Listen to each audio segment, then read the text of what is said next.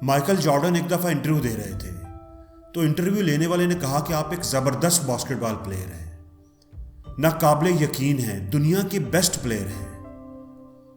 2 Olympics gold medal, 6 NBA championships, 14 MPV awards, आपकी कामयाबियों की एक लंबी लिस्ट है।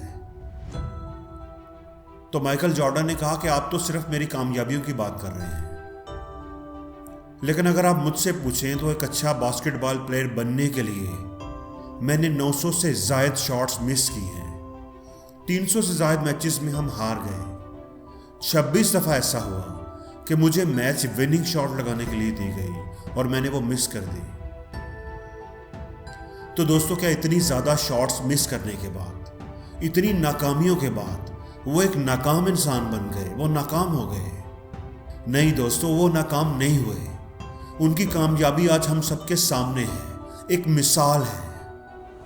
दोस्तों, हम सब गलतियां करते हैं, नाकाम होते हैं, और नाकाम होना कोई बड़ी बात नहीं है, ये नॉर्मल है।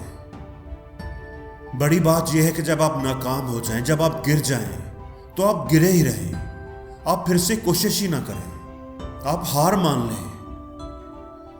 दोस्तों, जो लोग कामयाब होते हैं वो गिरते हैं और फिर से खड़े हो जाते हैं, वो नाकाम हो जाते हैं और फिर से कोशिश करते हैं, वो कभी भी हार नहीं मानते।